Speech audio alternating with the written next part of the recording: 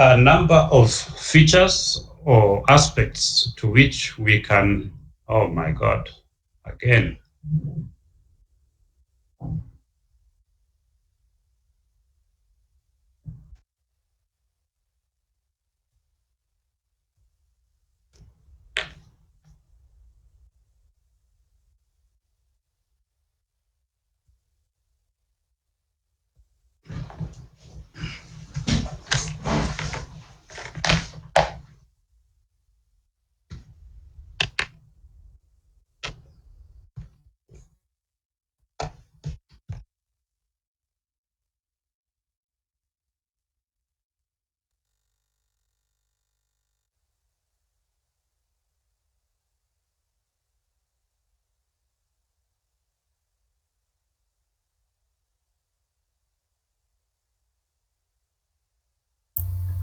Prof, we can't hear you.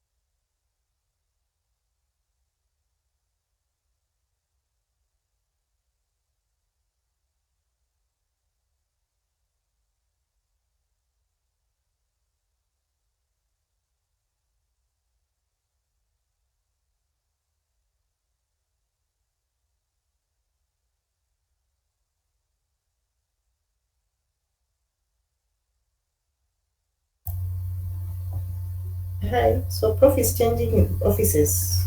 Check on network.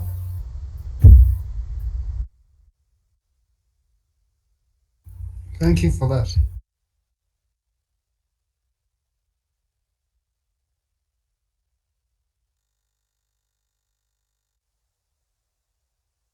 I think we were through with this particular slide before I disappeared again. So I'll just move on to the nature of these biostratigraphic units. So they are based on a number of factors, which we will consider again in more details later.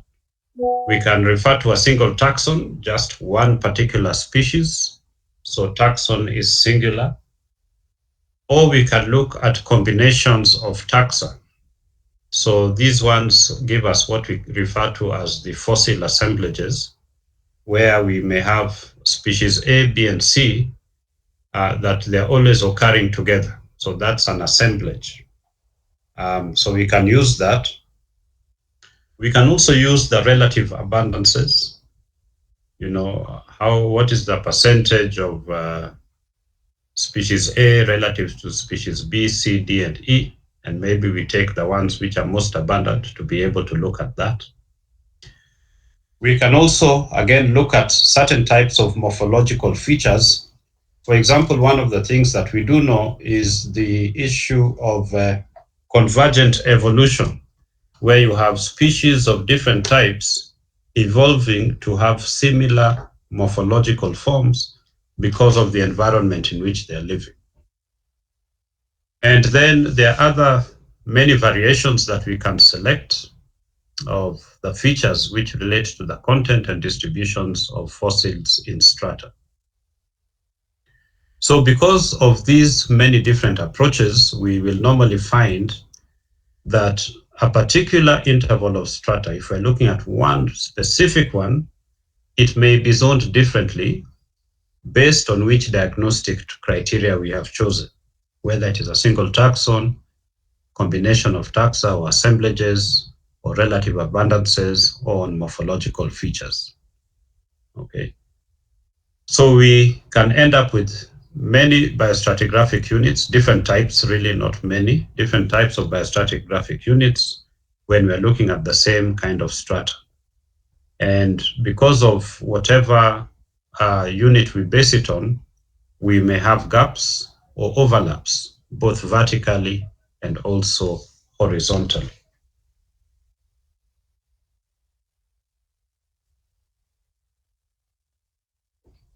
So the other thing about the biostratigraphic units is they're quite distinct from the other stratigraphic units that we use, the lithological or geochemical or the others that we talked of previously that could be based on seismics and others, because the organisms, the fossil organisms there, will show us evolutionary changes which are not repeated in the stratigraphic record. So through time, these changes are not repeated, and that is the uniqueness of the stratigraphic record. In essence, what we are saying is that even if we'll continue to get sandstones forming and mudstones forming, we are not necessarily going to have the same types of fossils inhabiting those particular sequences or cycles of sediments. Okay, so this is basically the law of faunal succession, and it makes the fossil assemblages of one age very distinctive from that of another different age. So the fossils themselves, as we well know from our first year paleontology, these were once living organisms which occupied particular environmental niches, and therefore they are indicators for us of past environments.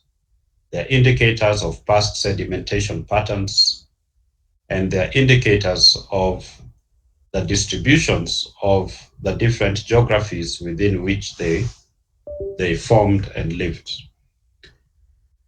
The other thing that we also remember from our paleontology is that Dollo's law, that evolution cannot occur in the reverse.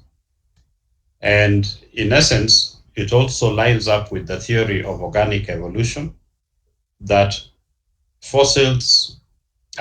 organisms start from very simple to very complex as you go through time. So fossils, we find them being particularly useful in working out the relative times of origin of sedimentary strata.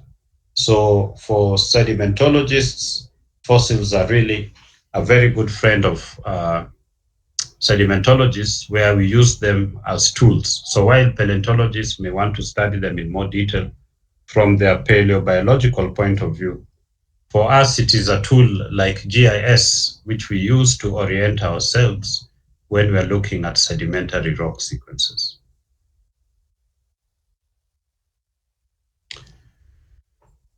So we talked about fossil assemblages where we have, maybe three or more different types of species of organisms, often always occurring together. So we basically will find four types of intervals within sedimentary rocks. The first, of course, are the strata which do not have fossils. So the fact that they don't have fossils also give us a good indication of the kind of environmental history that it has undergone. Then the second are those where the strata contain fossils of organisms that were basically fossilized in situ. So we refer to these as biocenosis. And then we have the strata where organisms which lived somewhere else were brought into the area of deposition after their death. So these are fossils maybe like those which are coming from land, if you're looking at brought in by a river, and maybe this is in a shallow coastal zone, or it has been transported by longshore currents into other areas. Those ones are referred to as the thanatocenosis. And then we have strata, which contain organisms which were transported alive away from their normal environment. And these, in essence, can sometimes be a little bit confusing because when they die, they appear to have died in situ, but in fact, they are not representing the environmental niche in terms of reworking the environmental context in which they were deposited. So you will find again that these four main types of intervals may be mixed or interbedded in any proportion because of factors like weathering, uplift, erosion, and remixing of these sediments. In any case, those types of fossils can easily be recognized by things like the changes in the surface features, which are worn away and eroded, breakages, maybe sorting, and other factors.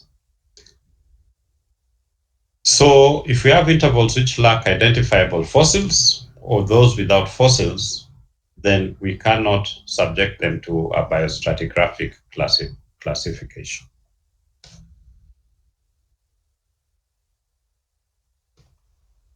So reworked fossils are those that also need to be identified. We also refer to them as being derived fossils.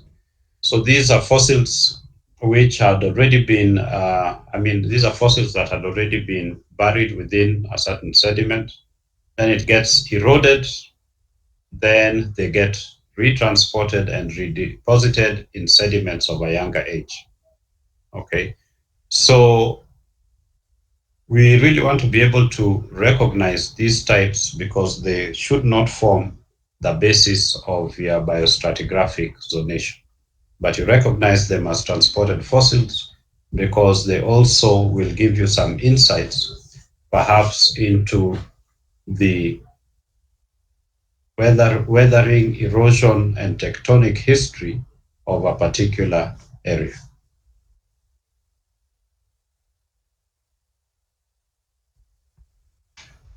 Then we have what we refer to as the introduced or infiltrated fossils.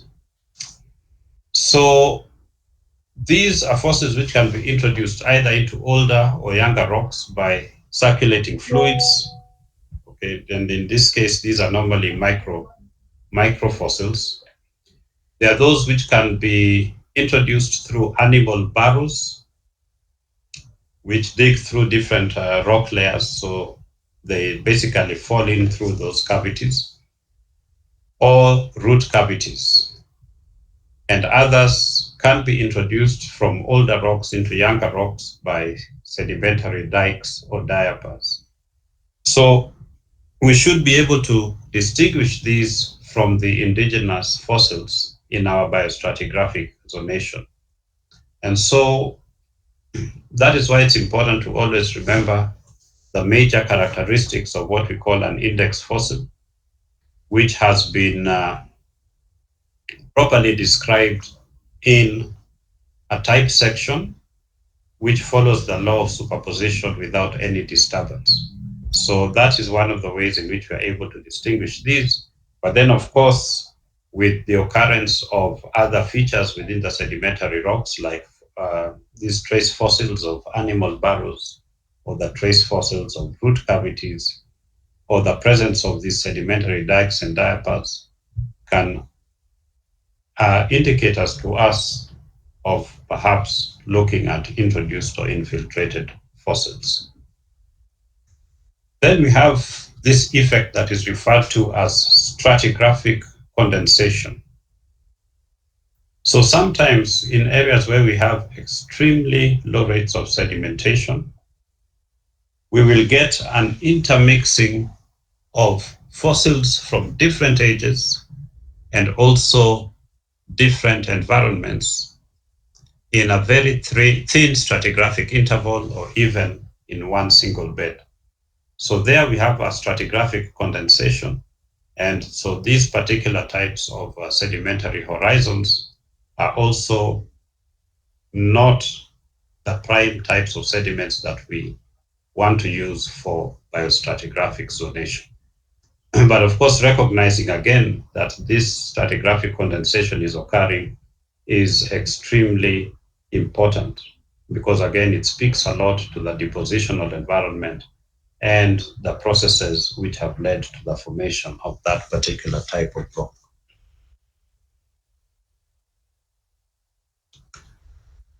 Okay, so again, a quick look through some of the definitions. So biostratigraphy is basically stratigraphy based on the distribution of fossils in the stratigraphic record and organizing these into strata or units on the basis of their contained fossils rather than on the basis of changes in the lithology. And by stratigraphic classification is related to the systematic subdivision and organization of the stratigraphic section into named units based on their fossil content. And remember that we have various ways in which the biostratigraphic classification can be carried out. So it's very important that you state how you have carried out uh, your biostratigraphic classification, whether you have used the single taxon or you have used the assemblages or you have used abundances or you have used morphological features. So the biostratigraphic zone or biozone, as we had mentioned, is a general term for any kind of biostratigraphic unit, regardless of the thickness or geographic extent. So as long as the defining fossil is there or the defining fossil assemblage, that is a biozone that you have. Okay. So we have some formal terminologies which are normally used. For example, we can talk about a Globigerina brevis taxon range biozone. So Globigerina brevis is a species of foraminifera. So since we are only using one taxon, we refer to it as the taxon range biozone. Remember that the range for the taxon is, you're looking at it from the first appearance of that particular species to the last appearance of that particular species. So that's in formal terms. And we can simplify that name and just refer to it as the Globigerina brevis zone. So this is quite common. This terminology is quite common when you're reading, particularly texts that people are dealing with biostratigraphy. This will be very common. So remember that biozones vary greatly in thickness. They can vary greatly in geographic extent and in the time span also that they represent. So these are the features that we have of the biozones arising from the different ways in which we can name our strata. So a biostratigraphic horizon or the biohorizon are the stratigraphic boundaries or surfaces or interfaces where we see a significant change in the biostratigraphic character. So you can actually have a biostratigraphic horizon occurring, say, right in the middle of a thick sequence of sedimentary rocks. Okay, so the boundaries, the biohorizons, or these boundaries that are marked by changes in the biostratigraphic character, are different sometimes from those of lithological characters.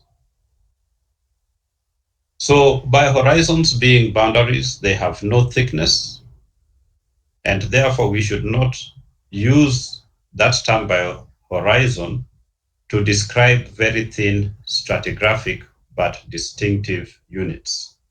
Okay, that is a temptation which has always been happening.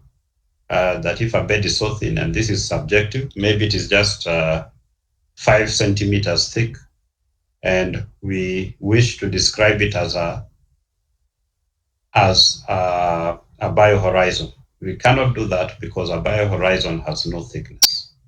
So remember that it's a common mistake that is done by many sedimentologists when they are doing their reporting. So we can divide the biozones into subzones, smaller zones, distinctive zones, in much in the same manner that we can divide the families, orders, and others of fossil types into, say, superorders, suborders, etc. So a super biozone or superzone is a grouping of two or more biozones with related biostratigraphic attributes. So they're different, but the biostratigraphic attributes could be fairly similar. Another term that you will come across in the literature is this term called zonule. So use of this term is generally discouraged because it came up with many different meanings. Okay. So now where it is used, it's used as a subdivision of a biozone or a sub-biozone. But I don't see much use of this terminology in the most recent biostratigraphic papers and research that is being done. And then we can talk of the barren intervals. These are the stratigraphic intervals where we don't have any fossils that are common in the stratigraphic section, or maybe no fossils at all in that section.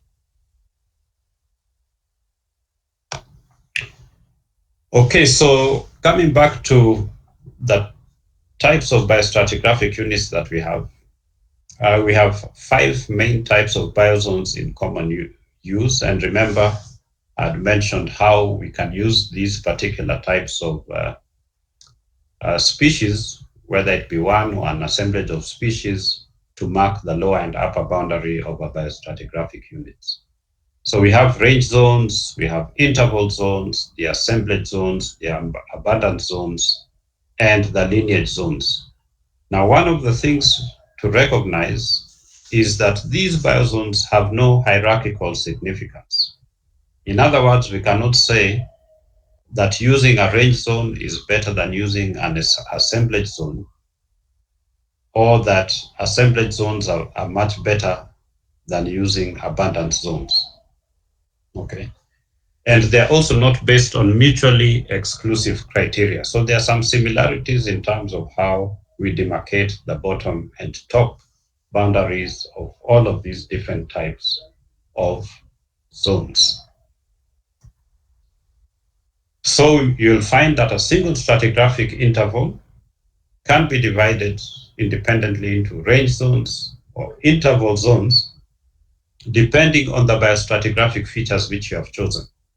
So it's always important to specify what biostratigraphic features you have chosen to determine your biostratigraphic units in a particular sequence of rocks.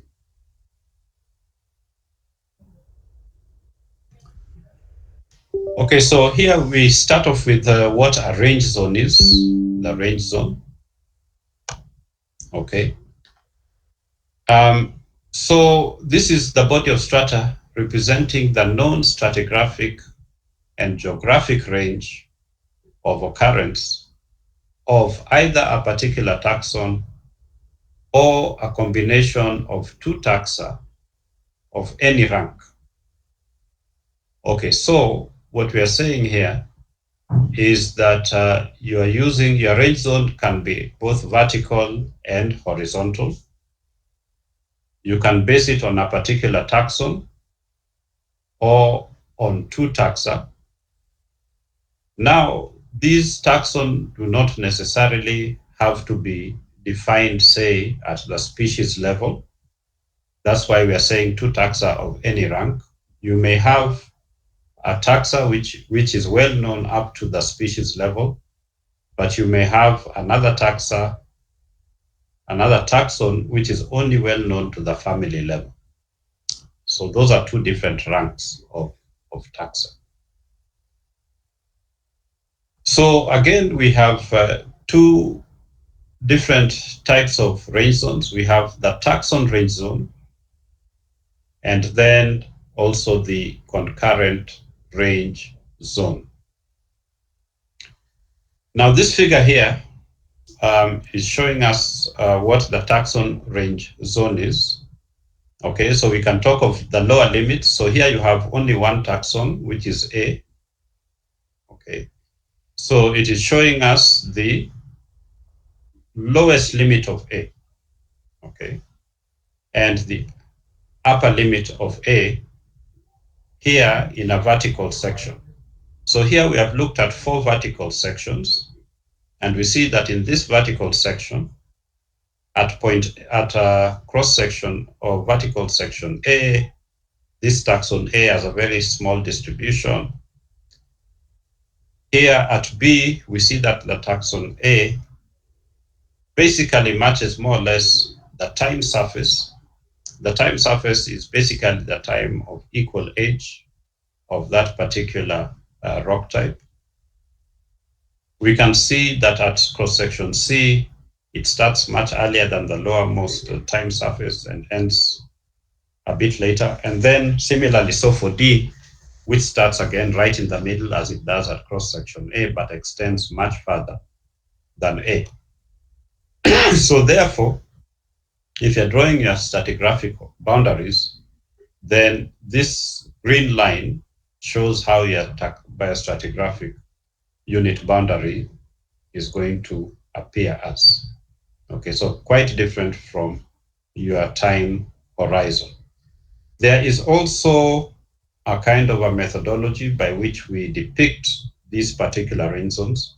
So when you're marking the upper part, you have this kind of Y-shaped, this V, and at the bottom, to mark the end, you have the inverted V, which documents the lowermost documented occurrence of the taxon in a specific section of rock. So taxon range zone is that in a very simple manner.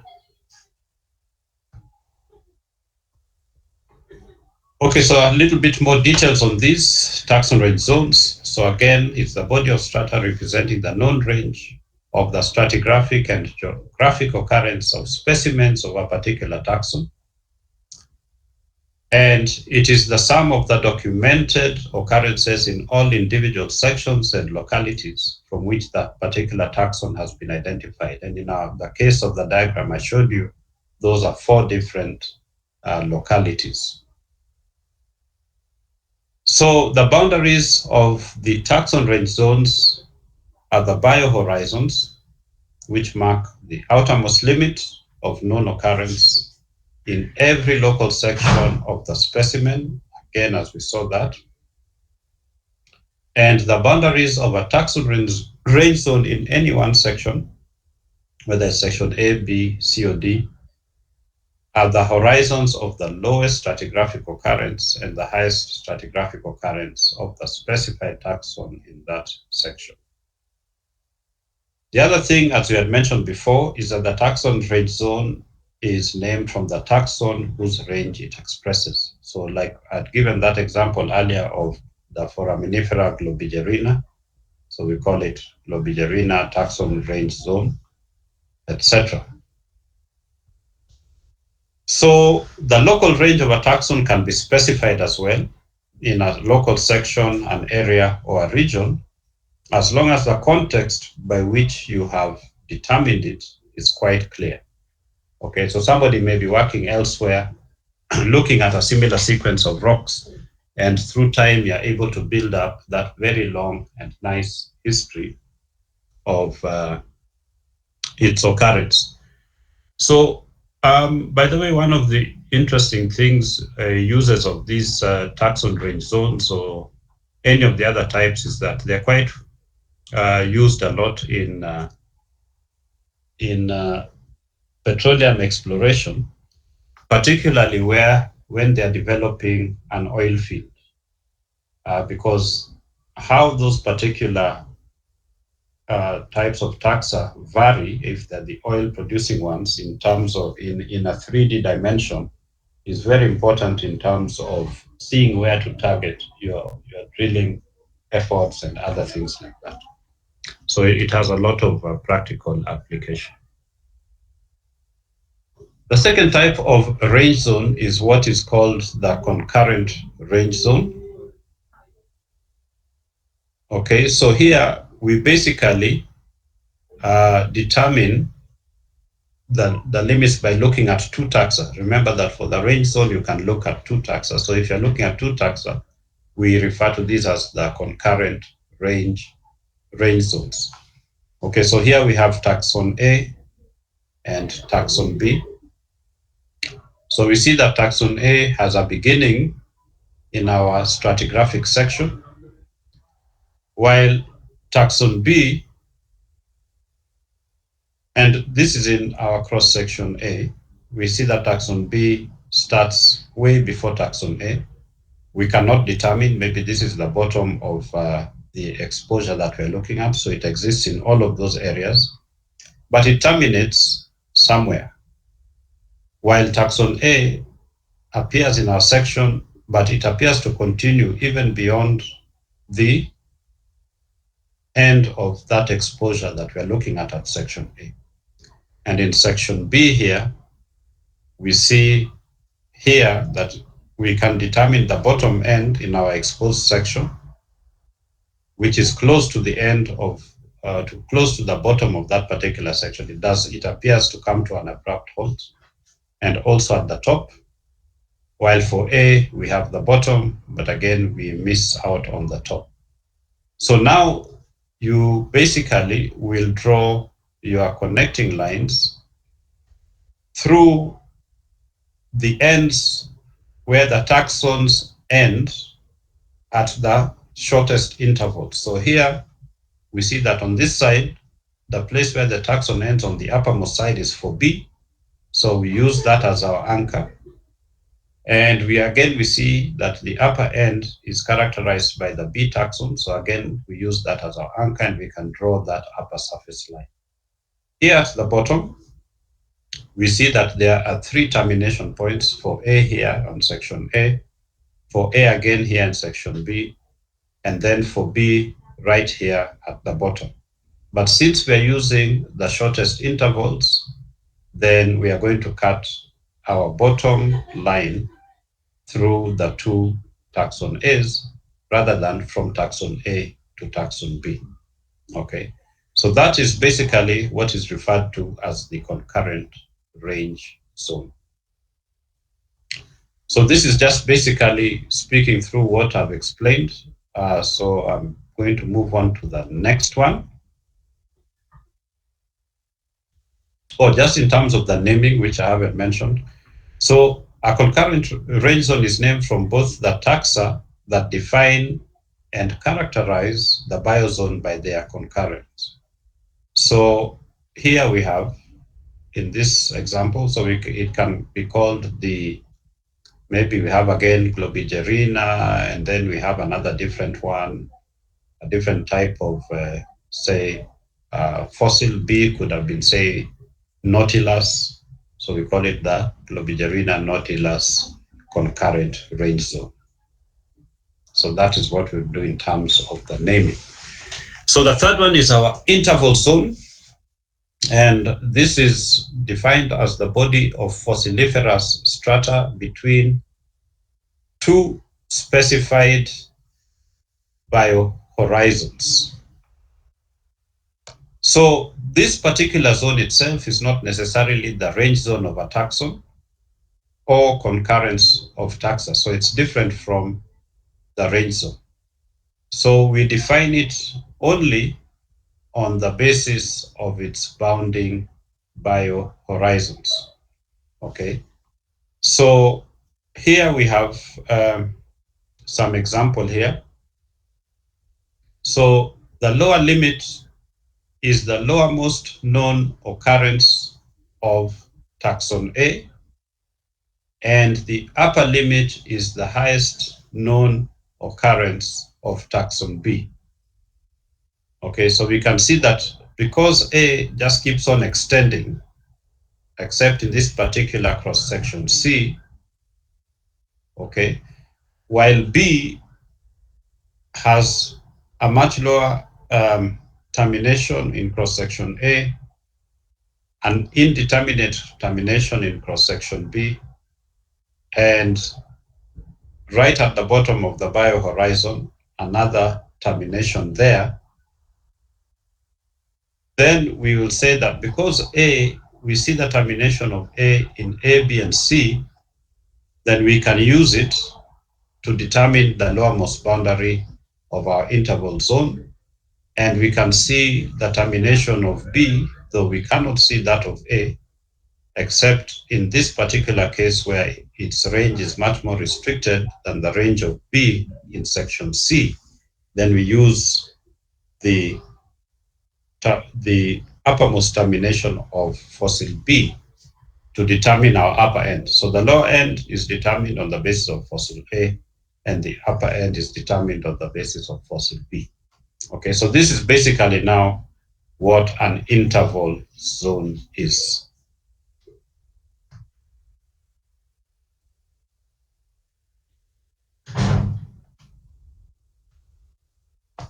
Okay, so now let's look at a bit more on the interval zone, because again, this one is commonly quite used. So when we're doing subsurface stratigraphic work, okay, so we will normally, when you're drilling, we will normally identify the fossils from drill cuttings, okay? But we know that from the drill cuttings, we can often get contamination because of the recirculation of previously drilled sediments and also materials which fall down or slough from the walls of the drill hole. So in this case, in a drill hole, interval zones are defined as a stratigraphic section which comprise between the highest known occurrence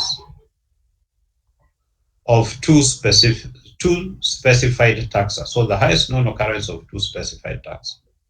So you can see here we have, if I go back to the previous one, we are only looking at one taxa to define the top and a different taxa to define the bottom.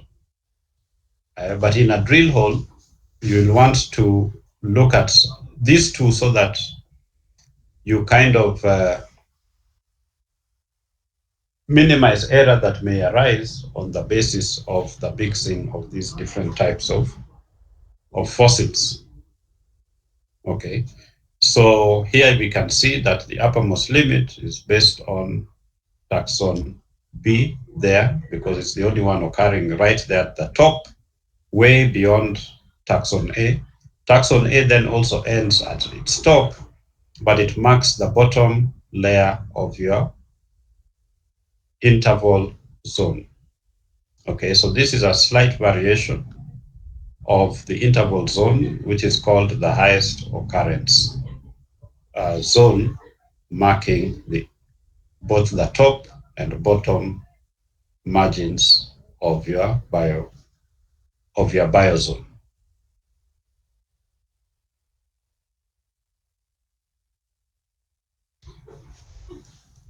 So again, in terms of the nomenclature, right here, names given to the interval zones again can be derived from the names of the boundary horizons, the name of the basal boundary preceding that of the upper boundary. Okay, so we can talk of the globigerinoids sicanus or Bulina saturalis interval zone. So those ones are defining A and B. So again, in the definition of an interval zone, it is important that we specify the criteria which we have used to select the bounding horizons. Okay, that whether we are using the lowest occurrence or the highest occurrence, it's quite important so that other people, if they're studying this, they can understand the rationale of how you have done your work. There's also another method of naming which you use just a single taxon name for the name of the zone.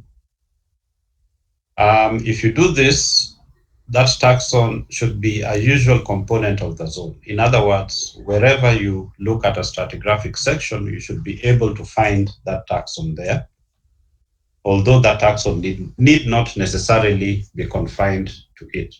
So it's basically a less efficient way of doing things. So it is better to use this other naming method for the interval zones. Okay, then we have now this interesting one here called the lineage zone. And here we do not only have to identify the specific taxa, But we need also to be certain or assured that the taxa we have chosen will represent successive segments of an evolutionary lineage. Okay. So, in essence,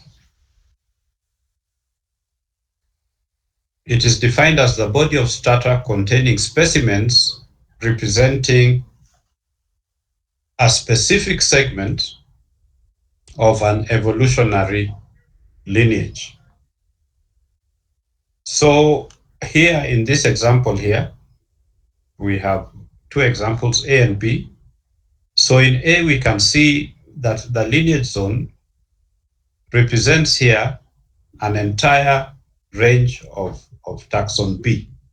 Okay. There's A, there's B, there's C, all occurring in some kind of evolutionary sequence. But the only one which is represented, okay, in this area on both ends is the taxon B. Okay, so C, there's no termination there. A starts off here without any known beginning, but it terminates at this particular point. So we basically use B and draw the lines for the lowermost and uppermost biohorizons. So this is one way of using the lineage zone. The second is where you have, again, now you have evolution of the fossil. So here, for example, we have fossil X, which transects the entire section that we are looking at. But at some point, some evolutionary mutation or whatever happens, and it then comes up with another one similar to X, okay, slightly different, but another type of species, subspecies maybe, or a species Y. And then that Y itself, again, branches off and a new species called Z emerges. And we see all this sequence within our stratigraphic section. So what happens then is that we then use the first branch and the second branch to mark our upper and lower biohorizons. Okay. And Bigger, you have your hand up. Yes, I was looking for the termination mark. I didn't see any, either lower or upper termination mark. It is where the X's are. You can see there's A ends here. Okay, B starts here and ends here. so that's the Y. And then C starts here and has no end. Okay, thank you. Yeah. Yeah. Okay.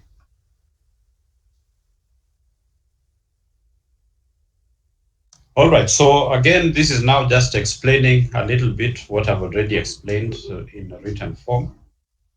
So again, the nomenclature of the lineage zone is named for the taxon in the lineage whose range or partial range it represents. So in this case, the name would be, for this one, it would be fossil B, and for this one, it will be fossil X. We'll give the name of that lineage range zone. Okay, then now we're looking at the assemblage zone. And as I'd mentioned earlier, an assemblage is a body of strata which is characterized by 3 or more fossil taxa.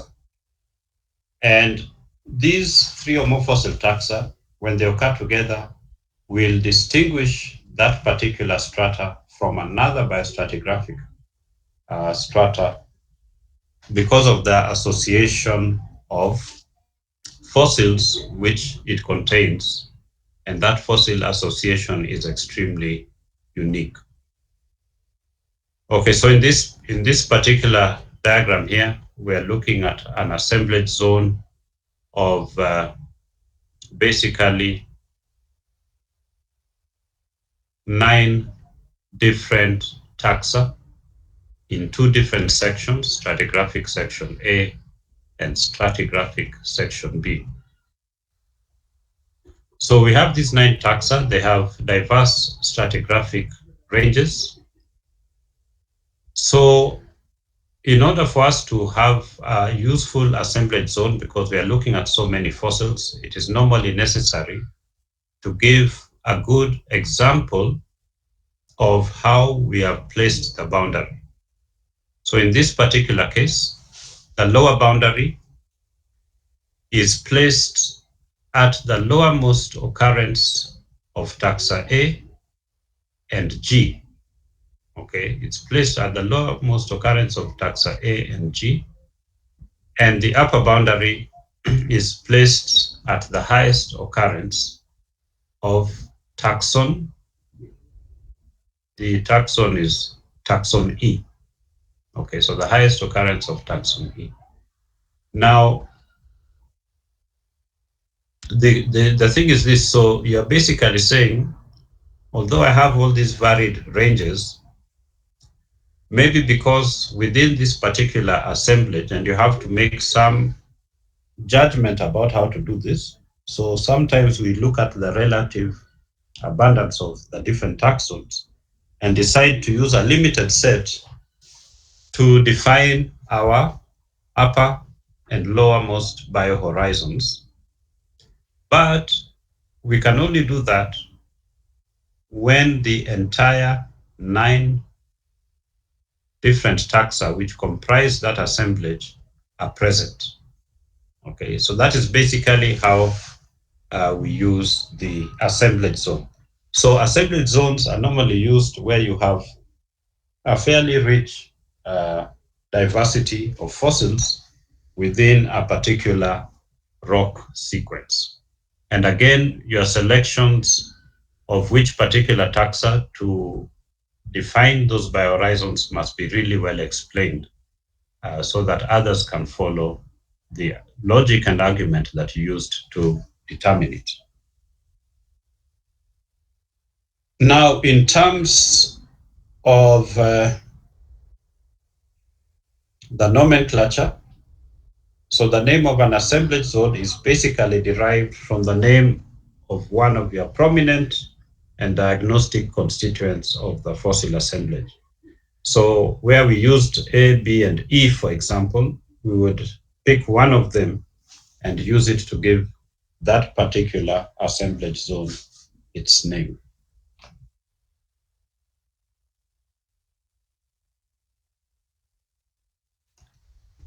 Yeah, then the other one that we talked about is the abundance zone. So this is defined as the body of strata in which the abundance of a particular taxon or a specified group of taxa is significantly greater than is usual in the adjacent parts of the section. Okay. So, like here, for example, in section A, we find that there's a high abundance of A in the uppermost part here. Here in section B, we see at the lowermost part, there's a high abundance, then it thins out, and then another region of high abundance. And in section C, the high abundance is on the lowermost part.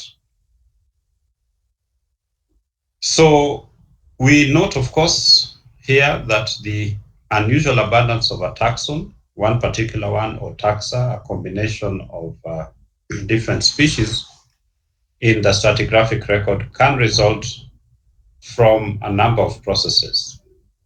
These could be of local extent, but they are repeated in different places and at different times. So in essence, if you want to really be able to identify an abundance zone, you must trace it laterally. So you must look at the geographic extent of that particular area. So here in this case, we have traced it laterally across sections A, B, and C. So we see up here, we have A and B, abundance zones. So since they're the only two, we can mark an abundance zone there. And then here on this other one, we also mark the abundance zone in that direction. Okay.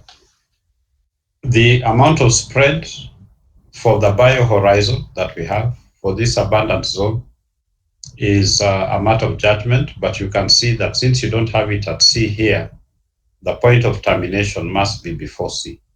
So normally we'd want to take more or less the midpoint of that distribution.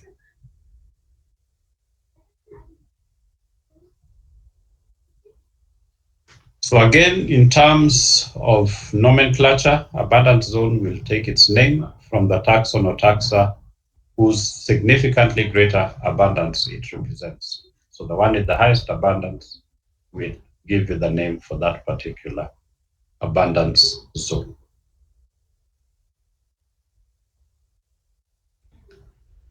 Okay, so back again briefly to the hierarchy of biostratigraphic units. As we mentioned, there is no hierarchy amongst the different types of biostratigraphic zonation that we have talked about. So it's important to remember that. Okay. We also don't need to have a hierarchy of biozone terms because the system which we use for biological taxonomy will extend to these biostratigraphic units. Okay, so we cannot say that one is better than the other. It really depends on your context and the circumstances under which you are applying your zonation techniques.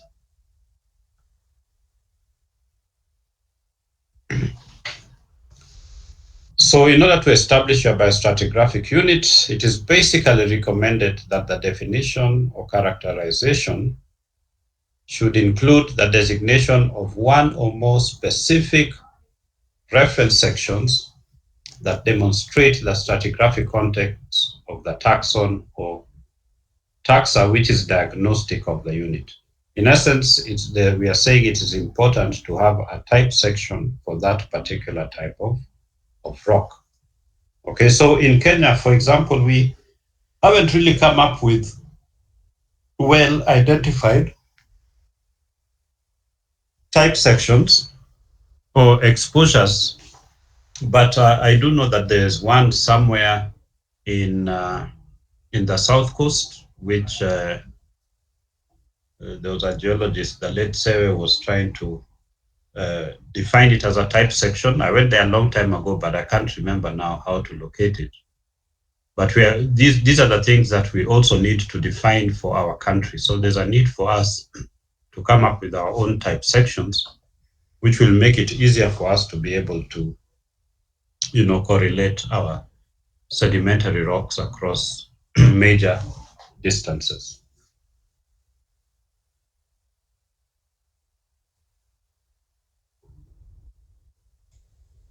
Okay, so again, biostratigraphic units can be extended away from the areas where they were defined or from the reference sections by using the biostratigraphic correlation.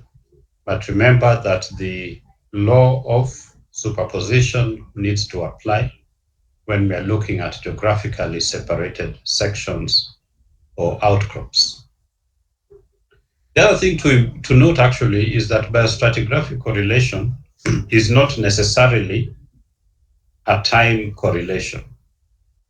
Okay, so because we know, for example, that certain types of species, existed for a very long period of time, while others for a short period of time. So if you're doing, for example, an abundance zone, getting those different biohorizons, it is not necessarily marking a particular time period, because we are looking at variations both vertically and also lateral. So some of the things that you may have, they may coincide with time, so you have a time correlation, or it may be identification of the same biofasces, and we'll be looking at the fasces concept a bit later on. But here we are basically saying the type of biological organisms produced in similar type of depositional setting.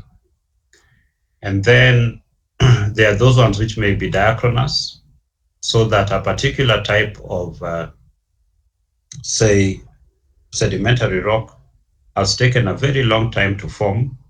And during its formation, while it still just looks as a sandstone, for example, or or a siltstone, it will have different types of fossils within that particular vertical sequence. Okay, so for the naming of the biostratigraphic units, okay, we use the formal names from the names of one or no more than two appropriate fossils combined with the appropriate term for the kind of unit in question, and that one we have demonstrated through the examples that we have given. Okay, so the function of the name is basically to give a unique designation for that particular biozone. Okay.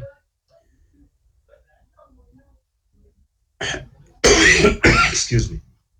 Okay, then there are some codes which are used, like the International Code of Zoological Nomenclature or International Code of Botanical Nomenclature. We use the rules that they have laid down. But remember that I mentioned our classification is based not on the soft parts, but on the morphology of the hard parts that are preserved in the geological record. Other small but important aspects is capitalization of the initial letter of the unit term. Like you can see, biozone will always be capitalized with B, or zone with Z, or assemblage zone AZ. Okay. And if you're using a species, the generic name is always capitalized. The species name is always in small letter. That's according to these two international codes here on zoological nomenclature and botanical nomenclature. Okay, so you can see that here for this particular species, Exus is the genus name, Albus is the specific name. So Exus, the generic name, specific. So generic is always capitalized. Specific is always small letters, and the zone type, the biostratigraphic unit name is always capitalized.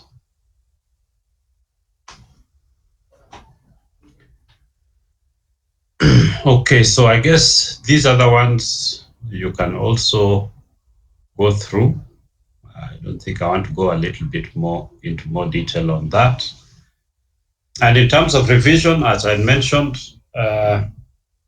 we can revise the biostratigraphic units, sometimes based on a reclassification of the type of fossil which maybe we primarily used in order to derive the biostratigraphic unit, biohorizons, and its name. Okay, so we will not normally be in the business of revising these, because this kind of work is normally done by the paleontologists. So we basically subscribe to the changes that they tell us that they see, because a lot of the reclassifications, which are based on taxonomic terms, require a very detailed analysis of the fossils, including also looking at the characteristics of the layering in the shell of the shells and other things like that, which we are not really interested in as sedimentologists.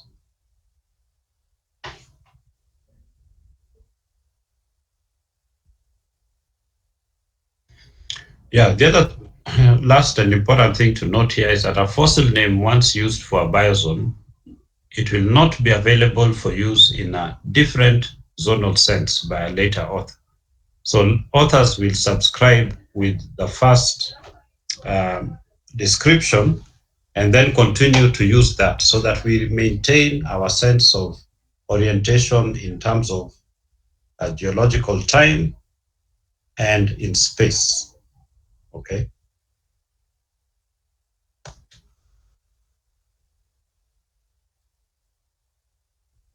All right, so we can stop there. Are there any quick questions or comments? Yes, go ahead, Bigger. Yeah, I'm asking whether you can explain a bit about epithets. Epithets. Epithet. Yes, epithets. Epithet is an English word which I think just means some kind of way of explaining something. There are slight variations in the way things are explained. In the context of slide number 34.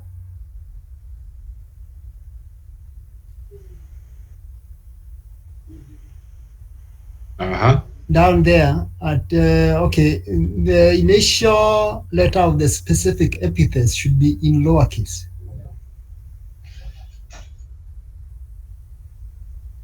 Oh, okay. Those are the specific terminologies. Okay. Yeah. That is for the species name, like this one here. Okay. So these are referring to the species names. Yeah. We call them specific. Okay. The genus name, we refer to it as generic. The species name, we refer to it as specific. Okay. Thank you. Okay.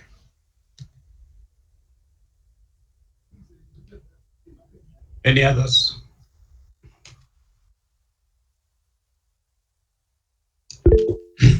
Yes, Brian. Yes, Prof. My question is just by when will we have the notes? Yeah, soon. It's just Okay. that I get busy and I forget, but Bigger is there to remind me. I'll remind you, Professor. Yeah. Okay. So.